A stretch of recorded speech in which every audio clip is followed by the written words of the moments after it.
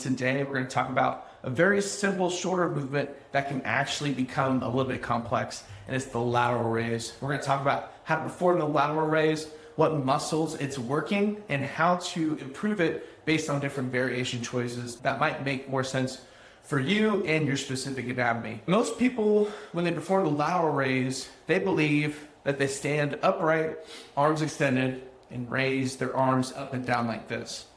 The problem with this simple approach is that you are not going to allow yourself to maximize how much weight you're putting in your hands to overstimulate those muscles to make them bigger.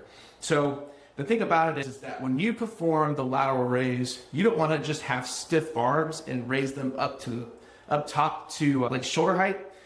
You actually want to slightly bend them, because what happens is from here to a slight bend, that shortens the lever distance, and it actually takes a little pressure off the shoulders.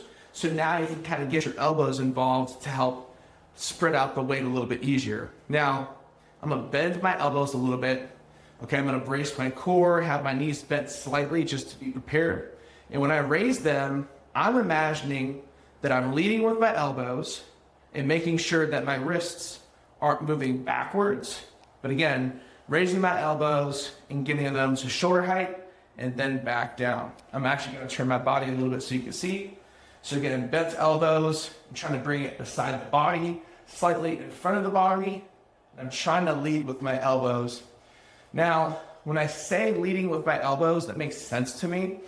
But for some people, it doesn't make sense and they need a different kind of cue to thrive off of. So I have, and many other people in fitness have talked about it, when you do the lateral raise, you actually want to imagine as if you're holding jugs of water or milk or any kind of liquid, and you're trying to pour them out a little bit.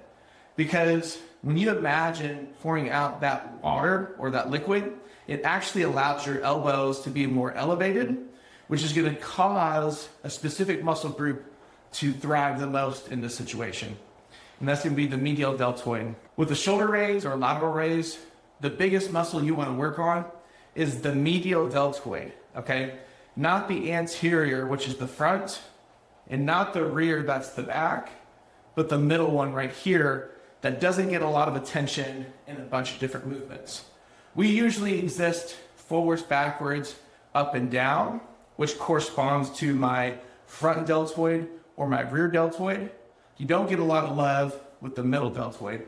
So that's why the lateral raise is a great exercise that, if you do it correctly, can allow you to recruit that muscle to get bigger, stronger, and give off this aesthetic where it's like this circular shape that allows your anatomy to look a little bit more threatening, if you will.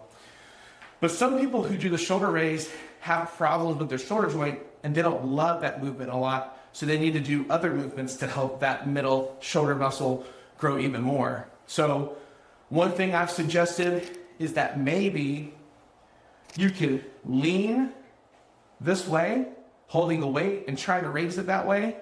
That might allow you to do the movement and feel a little bit better if the lean can do that for you.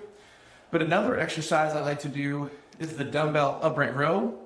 But when I do the upright row, I keep it away from my body and I lead with my elbow again. But because my arms and elbows are going up and down, that's what's causing that muscle to work, the medial deltoid. So if you can't do a lateral raise, you could try to experiment with leaning against equipment, using dumbbells, using cables, using bands, lighter weight, or you can also try to do the upright row as well to maybe be a different movement to assist you with growing your shoulders. If you have a question, concern, leave a comment below, like the video, subscribe, let us know your thoughts, and hopefully we'll catch you next time.